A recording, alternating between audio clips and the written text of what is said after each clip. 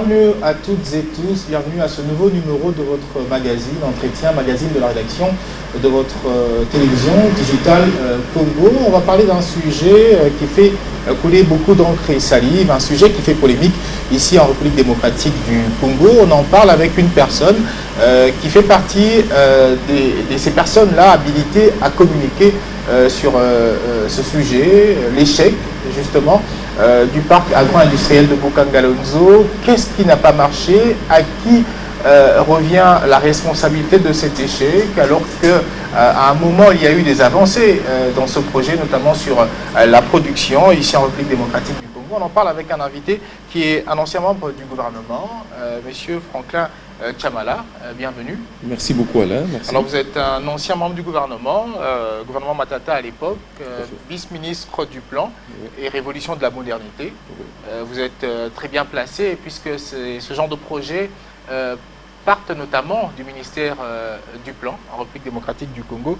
Et je rappelle ici que vous avez été aussi parmi les personnes qui avaient à leur charge la communication notamment de ce projet. Donc vous avez de la matière, d'où le pourquoi nous avions choisi de vous inviter. Mais vous êtes surtout acteur politique, actuellement président du parti ANC, les alliés... pour un nouveau Congo. Les Alliés pour un nouveau Congo, oui. Également parti politique membre du regroupement politique ATIC, ATIC, l'Alliance pour la transformation intégrale du Congo. C'est notre regroupement politique qui compte à l'Assemblée nationale 12 députés nationaux. Alors je m'en voudrais si je ne posais pas une petite question politique à l'entame de cet échange. Ça fait longtemps qu'on vous a vu à travers les médias, moi personnellement. Qu'est-ce que vous êtes devenu? FCC toujours, Union Sacrée, qu'en est-il de votre vie politique? Non, FCC toujours, non pas que l'Union Sacrée ne soit pas fréquentable, seulement FCC toujours pour des raisons d'éthique et pour des raisons de loyauté notamment, des raisons de convictions politiques aussi. Et je disais, non pas parce que l'Union Sacrée pour la Nation n'est pas fréquentable. Non, mais l'Union Sacrée pour la Nation et l'FCC, ça veut dire la même chose. Mais quand vous prenez simplement les étiquettes, ça veut dire simplement un regroupement des Congolais attachés à la République, attachés à la défense de la République. C'est ça. Union Sacrée pour la Nation, Front commun pour les Congos. Voilà. Ok. Oui. Mais vous êtes toujours acteur politique Toujours acteur politique, toujours militant au FCC, avec comme autorité morale Joseph Kabila Kabange. L'actualité, c'est même la raison de notre invitation sur ce plateau. Le projet Boukangalonzo. Plus d'une fois, on revient sur ce projet qui pourtant, je l'ai dit tout à l'heure, il y avait des avancées, mais après, il y a eu échec. Vous avez été vice-ministre du plan. À titre de rappel, quelle est la source au fait de ce projet? Qu'est-ce qui s'est passé pour qu'on initie ce projet? C'était le gouvernement dans son ensemble ou c'était des particuliers et avec quel objectif? Non, c'est un projet au départ gouvernemental. Qui est né du constat que le gouvernement a réalisé à un certain moment, comme quoi il y avait persistance ici de la dépendance de notre pays de l'extérieur, s'agissant notamment des produits agroalimentaires. Vous savez, le gouvernement dépense en moyenne environ 2 milliards de dollars l'an pour financer l'importation de tous les produits agroalimentaires que nous consommons, les mpiodi, les riz et tout. Non seulement que le gouvernement constate que les pays, de manière persistante, demeurent dépendants des importations s'agissant des produits agroalimentaires destinés à la consommation de la population, mais la population constate à cette époque-là également qu'il y a baisse de la production agricole à l'intérieur. Aussi donc, des cogitations en cogitation, le gouvernement en est arrivé à décider de la création de ces projets des parcs agro-industriels, des parcs qui devaient être déployés dans la quasi-totalité de nos provinces. En commençant par Kinshasa, non, en commençant par l'ancienne province de Mandundu, principalement sur le flanc de Kenge, dans les Maïndombe, dans le Kwango. C'est là que les gouvernements décident de démarrer un projet pilote sur l'étendue. Près de 80 000 hectares. Exactement, sur cette étendue-là.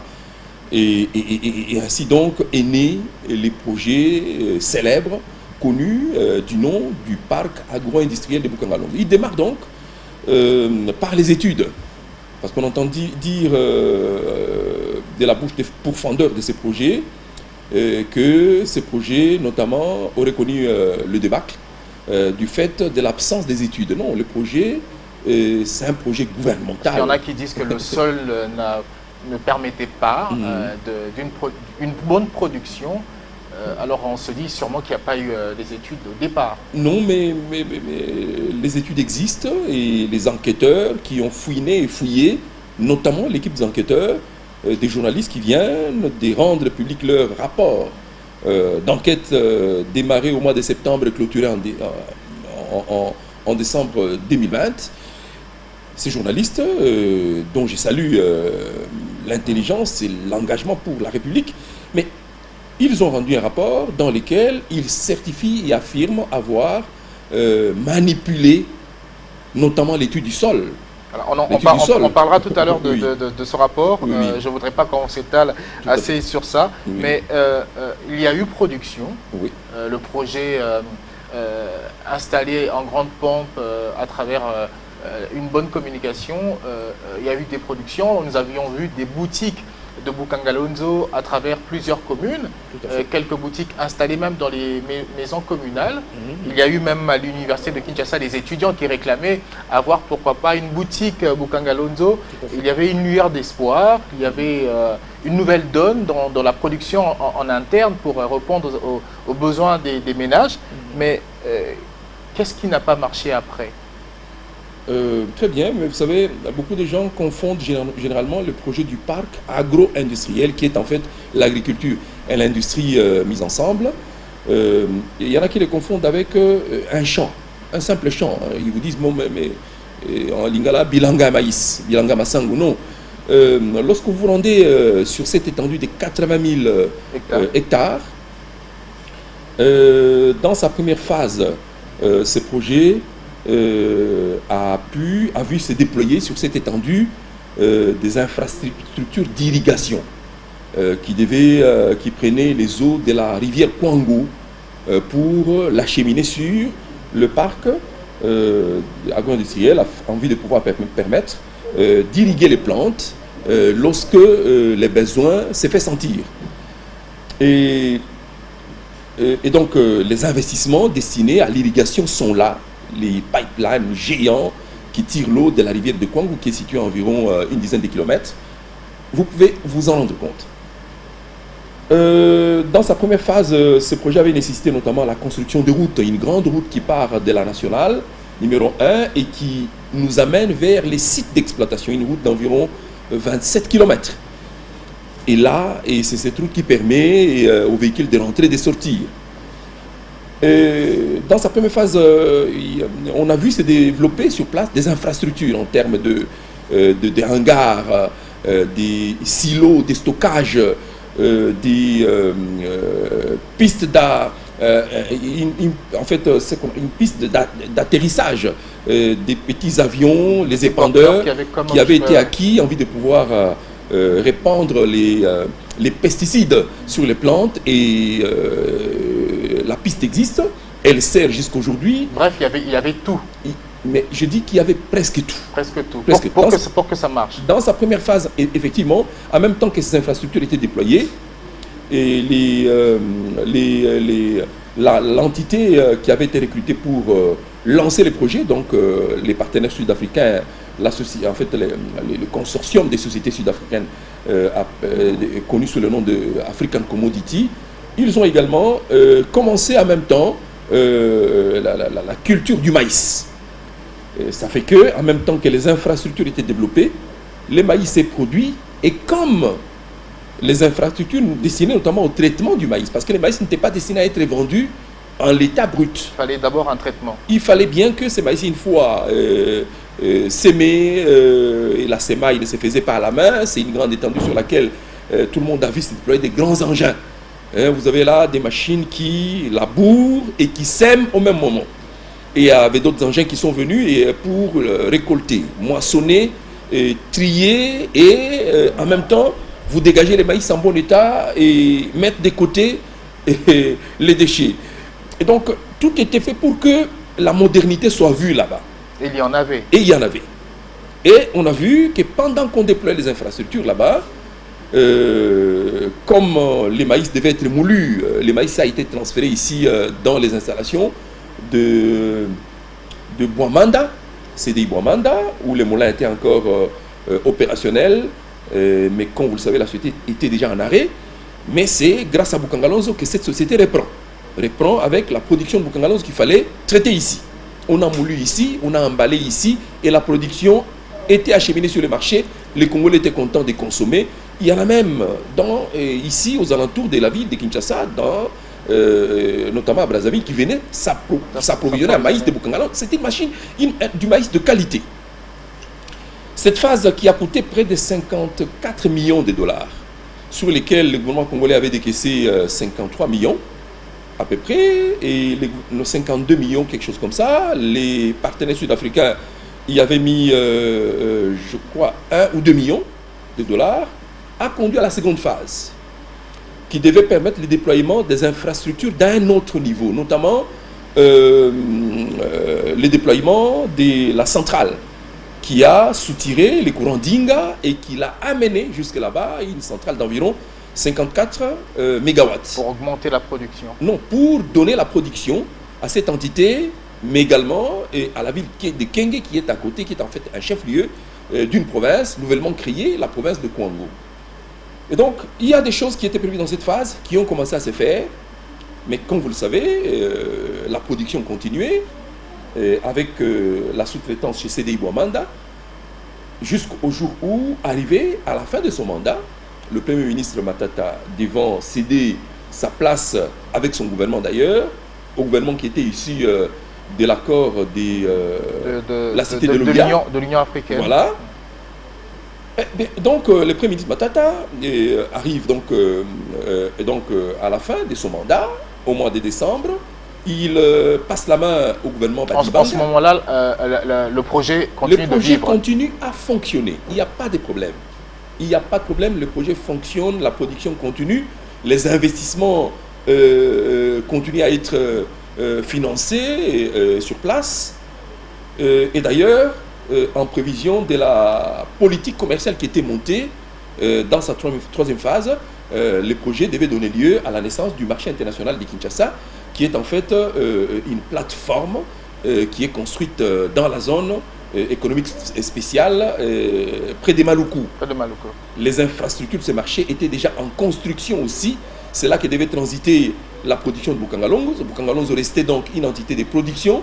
La commercialisation de sa production était confiée à une société qui était en construction et qui s'appelle Marché International de Kinshasa, qui avait vocation de recevoir la production pour la commercialiser aussi bien par la voie terrestre que par la voie fluviale, parce qu'un port était déjà aménagé à côté du port, en fait, au bord de l'espace aménagé. Voilà. Et donc, voilà comment le projet a évolué. Arrivé à la fin de son mandat, le Premier ministre Matata passe la main à son successeur, le Premier ministre Badibanga, au mois de décembre.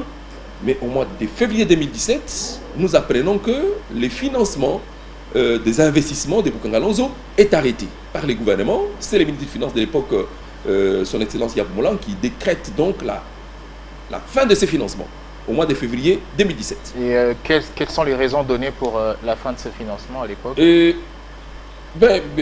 Lorsque vous fouillez les rapports d'enquête récents qui sont publiés par les journalistes, qui ont eu l'occasion de lui poser la question, il dit qu'il a fait ça pour préserver les intérêts de l'État, simplement.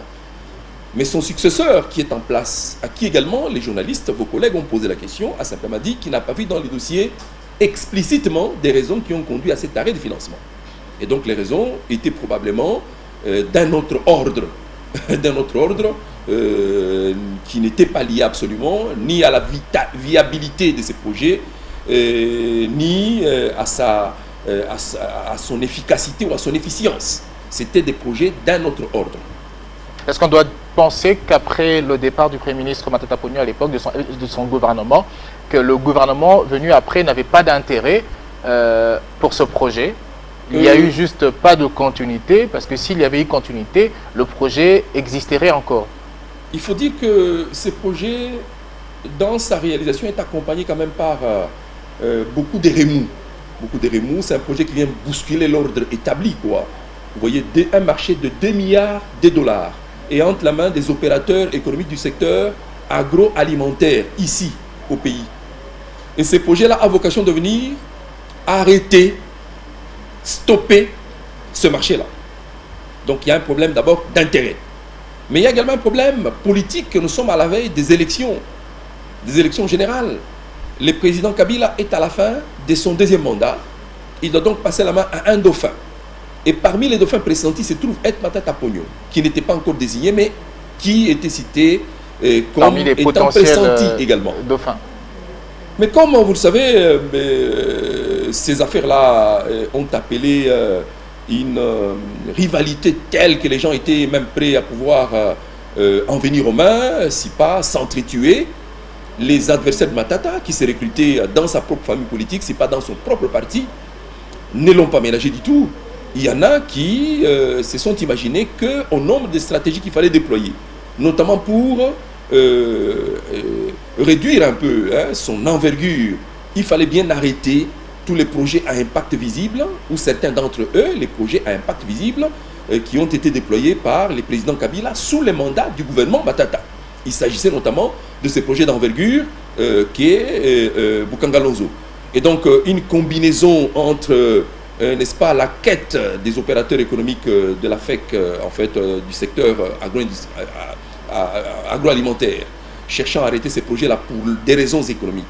Une combinaison avec la quête du pouvoir qui était forte en ce moment-là et qui a généré une rivalité entre les acteurs politiques qui étaient pressentis comme successeurs du président Kabila, n'est-ce pas, la jonction des deux a quand même donné l'occasion à ceux qui ne voulaient pas du tout de Matata à pouvoir arrêter ces projets de la manière que vous connaissez. C'est en février où on décrète la fin de ce financement. Ceci a conduit au départ non simplement du partenaire sud-africain qui ne trouve plus de raison de rester ici, mais également à l'arrêt des activités, à l'abandon, j'ai dit à l'abandon, aussi bien du parc lui-même, ici, à 260 km de la ville de Kinshasa, mais aussi à l'abandon même de l'usine de production des engrais qui étaient déjà déployés, construites pour un coût de 12 millions à Mwanda, dans le Congo central. Je dis abandonner aussi cette infrastructure qui ne demandait qu'un petit fonds de roulement de 4 millions pour démarrer et pour commencer déjà à fournir les engrais, aussi bien ici à Kwango où aussi bien Bukangalonzo en avait besoin, mais également les autres exploitants agricoles. Mais également, c'est une usine qui avait vocation de servir également des pays alentours, parce que c'est une usine qui était comptée parmi, si pas parmi, disons, c'est une usine qui est comptée parmi les plus importants de l'Afrique centrale, dans la production des engrais. Alors, en vous entendant parler, vous semblez dédouaner l'ancien Premier ministre Matata Ponyo, qui pourtant est cité comme l'un des responsables de l'échec de ce projet. Il y a par exemple Madame Ida, vous connaissez bien Madame Ida, ancienne directrice générale de Bukangalonzo, qui pourrait, s'il y a eu échec, le premier responsable, c'est le Premier ministre honoraire. Bon, moi j'ai toujours soutenu que la gestion, la gouvernance, la gestion n'est pas déclaratoire. Les faits de gestion, on les constate. Parce que les faits de gestion sont documentés. Les actes que nous posons dans la gestion sont documentés.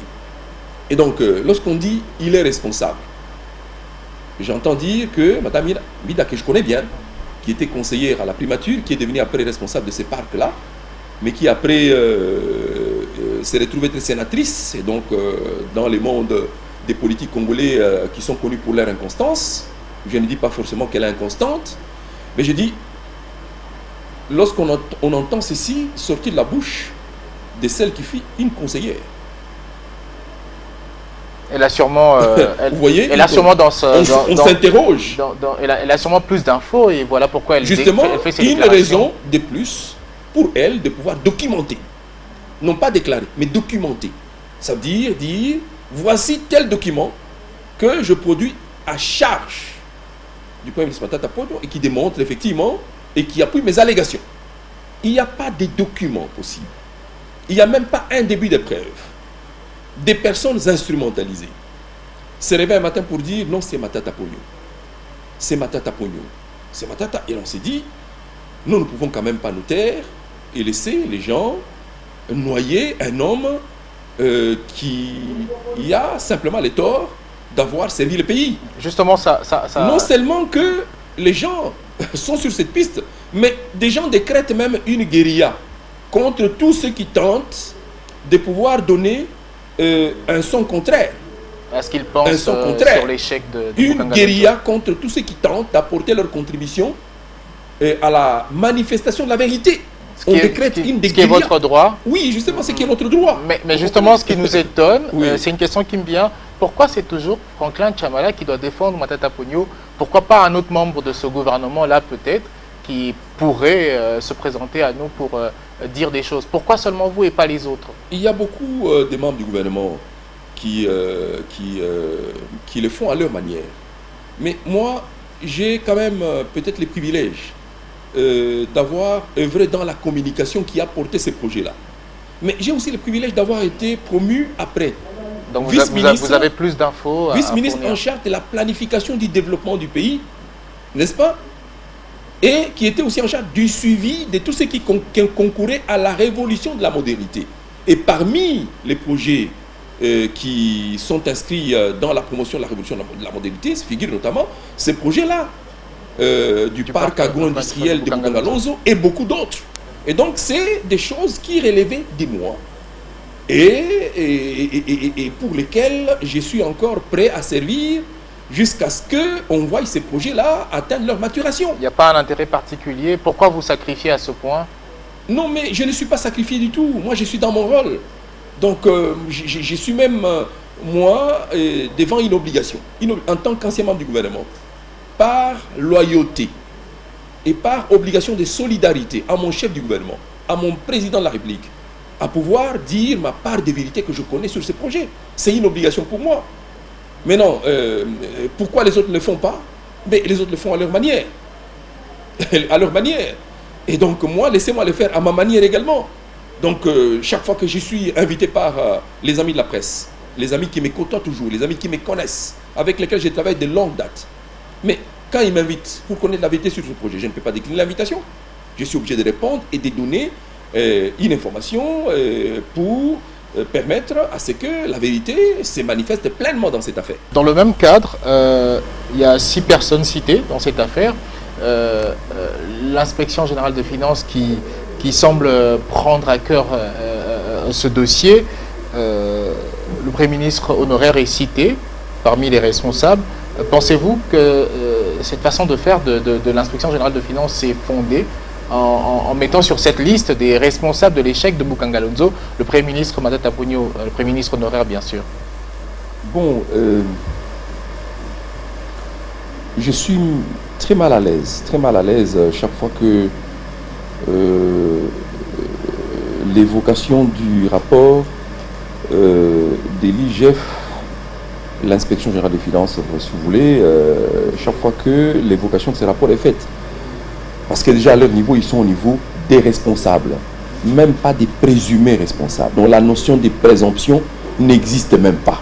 Bon, on sait savoir qui sont les responsables. Non, pas du tout. D'abord le chef du gouvernement qui était en place lorsque ce projet a été mis en place. Oui, nous sommes en matière de responsabilité. La matière de responsabilité, c'est une notion de droit. Elle ne se présume, elle ne se déclare pas, elle se constate. Et ceux qui l'établissent, ce sont les cours et tribunaux qui l'établissent. Alors maintenant, ici, nous sommes en face des auditeurs qui en même temps se sont substitués aux cours et tribunaux et pour établir qui est responsable et qui ne l'est pas. Quoi qu'il en soit,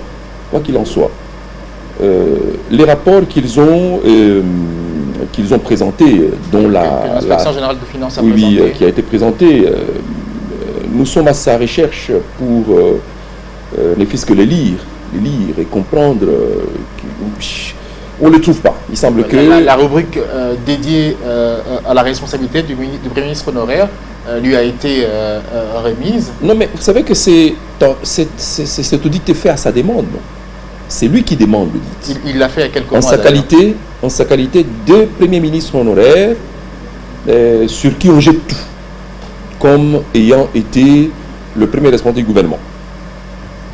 Il s'est vu obligé de demander alors à l'IGF de pouvoir auditer sa gestion et de partir même de sa gestion comme DG de BSECO. Pas une fuite en avant, mais plutôt un sens élevé de responsabilité. Mais parce que sa gestion a de tout le temps été auditée. Le parc agro-indiciel de Boukangalonzo, qui fait l'objet de beaucoup d'enquêtes aujourd'hui, à mi-chemin, à la fin de la première phase, de la deuxième, ce parc a été audité par un des cabinets, un des 4 cabinets les plus grands, les cabinets d'audit, disais-je, les plus grands du monde. C'est Ernest Young qui a audité et qui a rendu public son rapport. Il n'a pas rendu public les drafts. Il a rendu public d'abord. Il a envoyé au gestionnaire, au ministre responsable des Finances, son draft pour que celui-ci réagisse par rapport à ces drafts, mais celui-ci a publié ces drafts pour des raisons que vous pouvez imaginer vous-même. Les responsables qui avaient reçu les observations de dans le cadre de ces drafts ayant répondu aux drafts, les drafts a donné lieu à l'application d'un rapport définitif qui existe et dans lequel le cabinet conclut que toutes les opérations comptables du parc agro-indiciel Boukangalonzo au terme de l'exercice 2016, au terme de 2015, ces opérations se sont faites dans l'observance de toute la procédure édictée par en fait l'OADA. Et donc, à partir de ce moment-là, lorsqu'un auditeur a clos un dossier comme celui-là, en principe, les débats ne pouvaient plus avoir lieu. Mais ça ne devrait pas empêcher à l'IGF de faire son travail. Il a fait son travail. D'autres ont fait leur travail. Des journalistes comme vous ont fait le travail. Et ont constaté le contraire de ce que l'IGF allègue dans son rapport. Alors, vous voyez, dans cette confusion-là, finalement, on s'est dit, mais si un troisième peut faire aussi un quatrième, un cinquième, ce ne sera pas mauvais. Mais ce qui serait bon, serait que les cours et tribunaux, en définitive, se saisissent de tout ça pour, en définitive, dire, une fois pour toutes, de quel côté se trouve la justice. Parce que c'est des responsables. Un premier ministre, on ne peut pas continuer à traîner son nom comme ça dans la boue, comme si c'était un monsieur comme ça, c'était n'importe qui. C'est un premier ministre. De toute façon, si on devra attendre le travail que l'IGF est en train de faire, et à la fin on va conclure. L'IGF n'a plus rien à faire. Finish, le Premier ministre honoraire ne sera responsable. L'IGF n'a plus rien à faire. L'IGF continue à faire ses shows avec des conférences de presse et tout, mais les dossiers prétendument, il semble qu'il a déjà été transmis au cours des tribunaux. En principe, on devait leur laisser le temps de rendre leur verdict. Mais là, c'est l'IGF qui interdit même aux autres, qui interdit aux autres le droit aussi de s'exprimer sur ces mêmes dossiers. C'est quand même bizarre. Est-ce qu'il n'y a pas une influence politique dans cette affaire? Parce qu'on a comme l'impression qu'on assiste à une guéguerre entre le camp du Premier ministre honoraire et l'inspection générale de finances, qui d'ailleurs, vous l'avez dit, devrait garder ses rapports en exclusivité au chef de l'État et au cours des tribunaux, et à la fin avoir les résultats qu'il faut. Il n'y a pas guéguerre. Il n'y a pas guéguerre du tout. Ils ont dit leur part de vérité. Ils ne peuvent pas nous interdire, nous, à dire ce que nous en savons. Ils ne peuvent pas non plus interdire à d'autres, citoyens notamment, les médias. Vous savez qu'à travers le monde, les grands groupes de presse ont forgé leur réputation à travers les travaux d'enquête. Les travaux d'enquête à travers le monde, c'est vraiment la vocation des grands groupes de médias.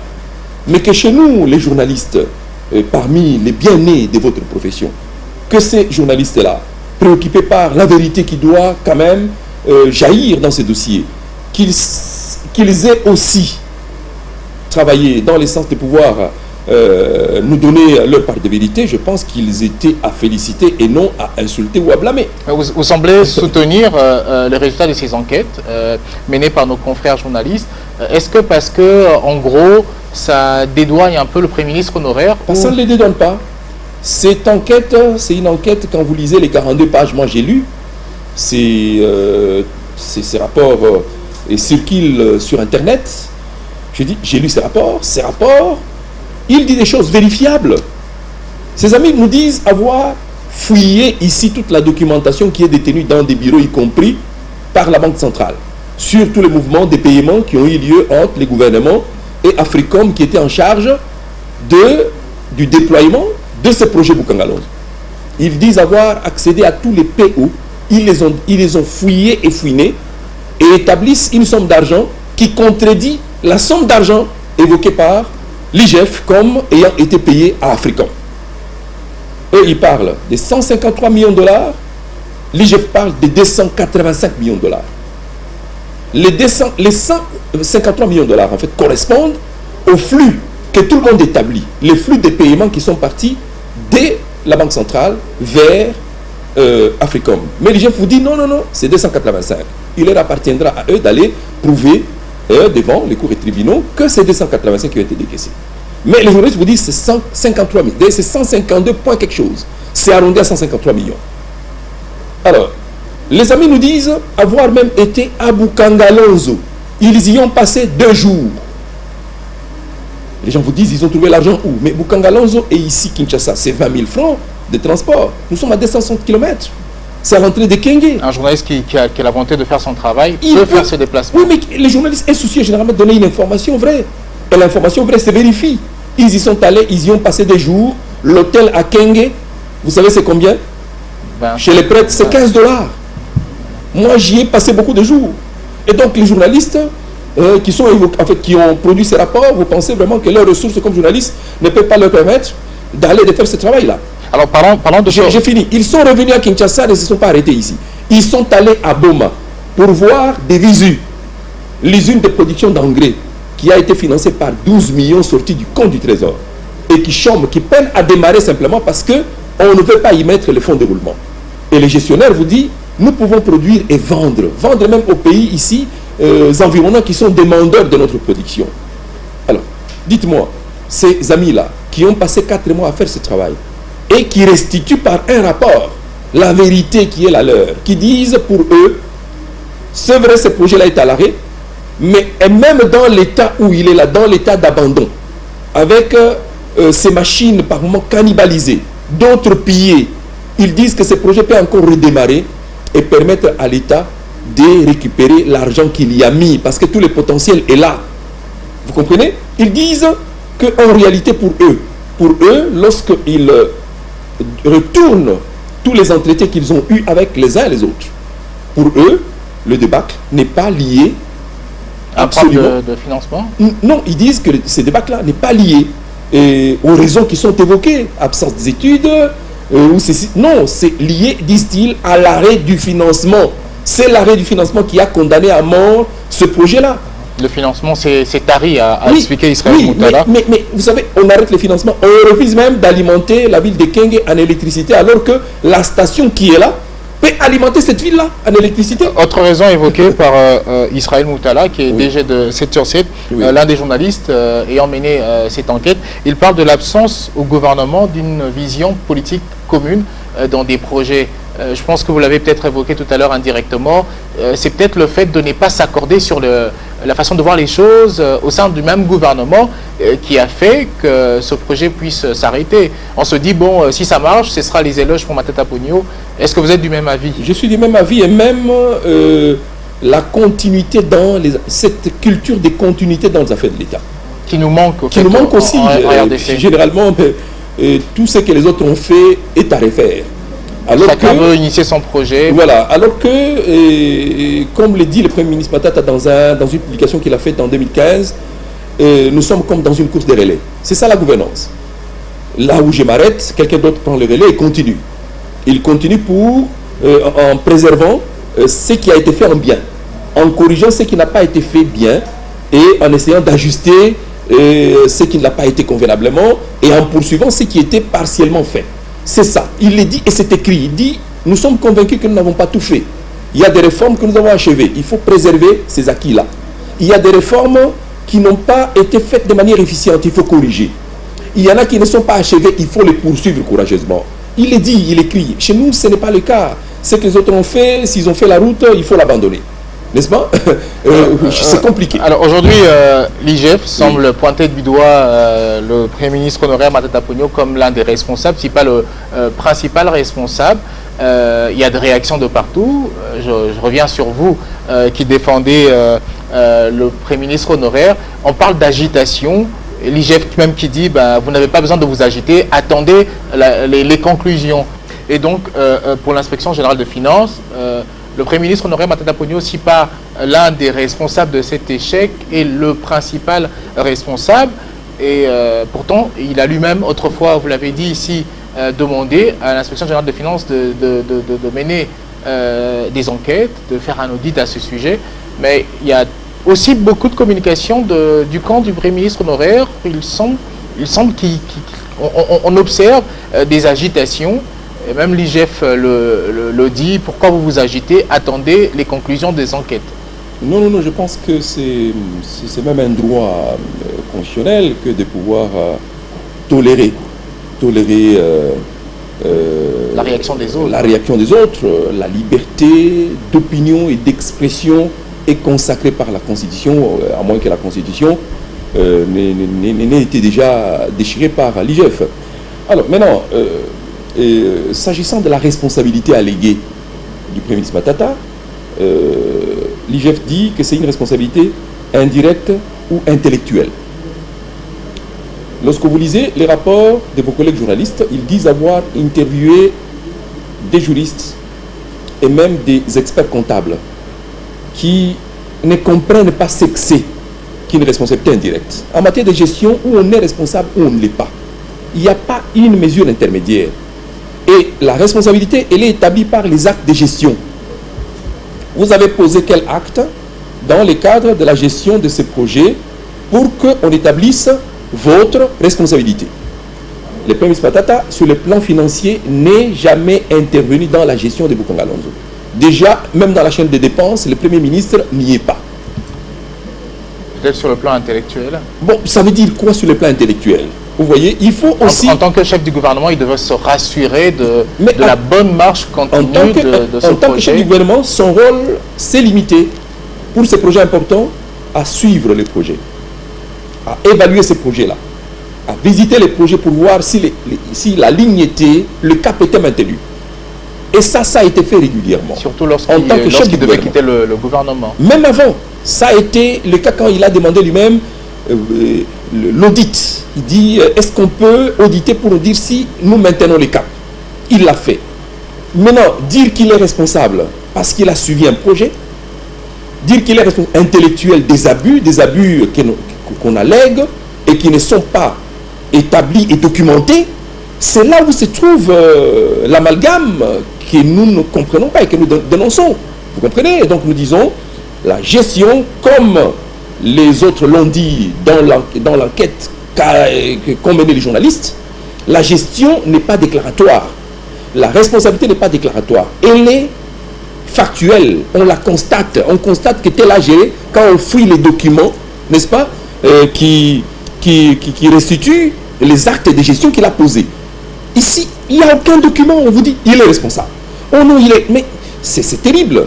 Alors, je pense qu'il faut sortir de cet amalgame-là, parce que, bon, les gens veulent faire un peu du végétariat, ils veulent un peu s'exhiber en se frottant un peu au Premier ministre Matata Ponyo, c'est vrai, mais ça ne vaut pas la peine.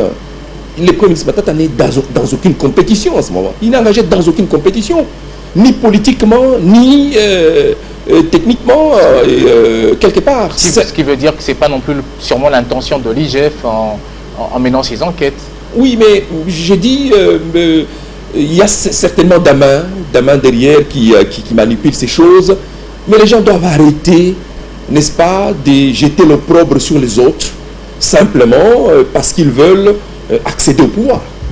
Alors, c'est pas normal. À l'étape actuelle, ce qu'il faudra faire désormais, c'est attendre finalement le résultat des enquêtes de l'IGF dans l'espoir que ça se fasse nous attendons selon les règles. Nous attendons, non pas une autre enquête de l'IGF, nous attendons plutôt que la justice rapidement rende son verdict pour une fois pour toutes, et arrêter ces films et éteindre finalement ce qui s'apparente à un brasier que personne ne veut éteindre. C'est un brasier sur lequel des gens se réveillent et soufflent toujours. Ils soufflent dessus à dessein pour continuer à jeter l'opprobre sur les autres. Nous disons qu'il est temps que la justice se saisisse de l'affaire pour finalement nous dire la vérité se trouve de quel côté. Parce que tout le monde est disposé de comparaître. Parce que l'IGF n'est pas non plus la justice. Elle mène des enquêtes, le rapport est en exclusivité réservé au chef de l'État et puis à la justice. C'est ce qui est vrai. C'est ce qui est vrai. Donc ça ne vaut pas la peine de continuer à tenir des conférences de presse, des points de presse et tout comme si le rôle de l'IGF était finalement des points de presse. Non, par le passé, je n'ai pas vu ça à l'IGF. J'ai vu le vieux Kazumba, Pessonam passer par là. J'ai vu l'inspecteur général Mbouangi passer par là. J'ai vu tout récemment Victor Batoubenga passer par là. On n'a pas vu cet exhibitionnisme. Peut-être qu'avant, il n'y avait pas d'intolérance dans l'exercice du travail de l'IGF et que celui qui est actuellement là, qui se réfère à la vision du chef de l'État, voudrait faire réellement son travail. Non, mais ça dépend. Mais chacun sa méthode. Mais le respect pour les autres nous impose quand même un peu de modération. Un peu de modération. C'est vrai, on est trop porté à faire de l'exhibitionnisme. Mais il faut un peu de modération. C'est cela notre exhortation. Merci Franklin Chamala. C'est un peu drôle votre dernière recommandation de modération. Merci de votre passage dans ce studio. Merci d'avoir accepté notre invitation. Merci. Il était important pour nous d'avoir quelqu'un qui pouvait avoir de la matière pour nous éclairer à ce sujet. L'on espère peut-être que dans les prochains jours, on aura, qui sait, une personne aussi de l'Inspection Générale des Finances. Oui. Nos portes sont ouvertes pour recevoir tout le monde. Merci à vous. Je rappelle qu'on vous a pris en qualité d'ancien vice-ministre du Plan. Vous avez été dans le gouvernement Matata et surtout que le ministère du Plan à l'époque, c'était un ministère du Plan et en charge de la révolution de la modernité. Donc toutes les actions visant la modernité à l'époque étaient aussi répertoriées dans le ministère auquel vous avez été membre au sein de ce gouvernement Matata. Merci encore une fois de votre acceptation de répondre à notre invitation. Merci beaucoup mon frère Alain, merci. Merci également à vous de nous avoir suivis. Je l'ai dit tout à l'heure que nos portes restent ouvertes. Si du côté de l'Inspection Générale des Finances, il y a à communiquer, n'hésitez pas de nous contacter. Les personnes en tout cas habilitées, ayant de la bonne matière, expérimentées surtout, pour nous donner d'autres informations à ces sujets. Merci à vous de nous avoir suivis et surtout, bonne suite de nos programmes.